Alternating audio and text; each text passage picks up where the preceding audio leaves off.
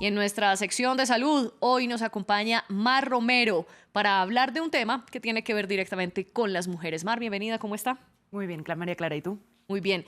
Empecemos con una propuesta que rechazó el Parlamento británico de dar las bajas laborales a las personas durante la menopausia. Sí, ayer estábamos hablando de las bajas por el periodo menstrual, ahora vamos a hablar de las bajas por la menopausia. Básicamente es lo mismo, ¿no? Que las mujeres y las personas que estaban menstruando puedan pedirse la baja laboral cuando los síntomas de la menopausia son agudos, ¿no? Según un estudio británico de Fawcett Society, hay 1 de cada 10 mujeres en Reino Unido que ha tenido que dejar su trabajo a raíz de estos síntomas que vienen con este proceso fisiológico, que además es un tema que no está muy estudiado, no está sobre todo muy hablado ni normalizado en nuestras sociedades. Además, los síntomas pueden llegar entre los 45 y 55 años, aunque puede ser antes o después, que puede ser un momento clave en la vida laboral de las mujeres, a las que podrían acceder a más posiciones de poder dentro de sus trabajos, aunque sobre todo esto recae también en las mujeres más precarizadas, que podrían tener eso, como decíamos, problemas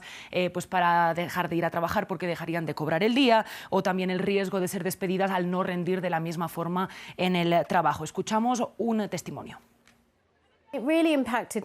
Realmente impactó mi trabajo. Tenía miedo de estar desarrollando demencia temprana. Iba a las reuniones y a veces no podía ni recordar por qué había entrado en una habitación. Revisaba presupuestos o temas de trabajo y me sentía abrumada. Usted mencionaba que los síntomas comienzan más o menos a los 45 años, pero ¿cuáles son esos síntomas y qué pasa en la menopausia?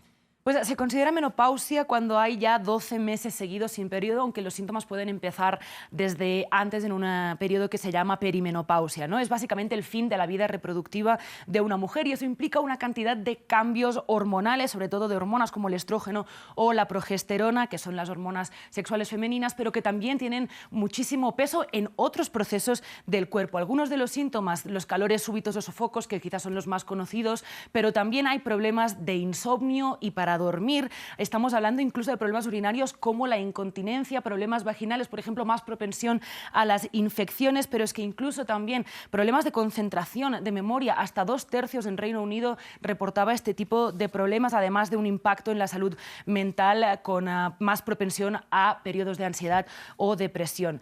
Por supuesto, la gravedad de estos síntomas varía, o la cantidad de síntomas varía de persona a persona. No para todo el mundo es un proceso traumático, ni mucho menos, pero es un cambio corporal muy importante para las mujeres que pasa sin ningún tipo de acompañamiento y con muy poca investigación. Apenas tenemos datos, por ejemplo, de por qué suceden algunos de estos síntomas relacionados con la menopausia. Bueno, y ahora sí le propongo que pasemos a noticias más positivas porque puede haber una segunda enfermedad erradicada en el mundo. ¿De qué se trata? La primera fue la viruela. Esta es una enfermedad parasitaria, se llama gusano de Guinea o dracunculosis, ¿no? Y empieza sobre todo al tomar agua infectada por este parásito. La persona se infecta y después de entre 10 y 14 meses ha estado desarrollando un gusano que tiene que salir después de su cuerpo por una herida. Es muy desagradable, es doloroso, no suele ser mortal, pero puede ser totalmente incapacitante, además porque, como vemos, es un proceso bastante largo. Afecta a comunidades rurales sin acceso a agua potable muchas veces. Y además no tiene vacuna, no tiene tratamientos, simplemente sería erradicada en este caso si se consigue con medidas de saneamientos, de prevención de agua, de acceso a medidas de higiene. Bueno, ¿y qué tantos casos ha habido de esta enfermedad? Pues en 2022 llegaron las cifras ayer, se detectaron solo 13 casos en todo el mundo y esto decía Carter Center, uno de sus representantes, que es una de las ONGs que encabeza este proceso. Es un gran logro reportar solo 13 infecciones.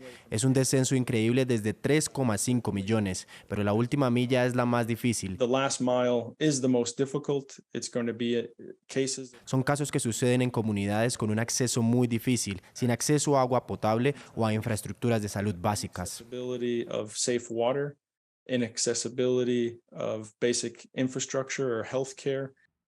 Mencionaban estos 3,5 millones de personas que en la década de los 80 tenía esta enfermedad anualmente. Era endémica además en 20 países, mayoritariamente del continente africano, pero también en Asia. Vemos que la caída ha sido muy significativa. En 2012 más de 500 casos, a partir de 2020 ya en cifras de 2 dígitos y, como decíamos, 2022 solo 13 casos. Actualmente los países en los que se han detectado son Chad, Sudán del Sur, Etiopía y República Centroafricana. Bueno, una enfermedad Impresionante, como usted nos contaba, pero pasar de 3,5 millones a 13 casos sí es una gran noticia. Es todo un logro. Es todo un logro. Gracias, Mar, por la información de salud.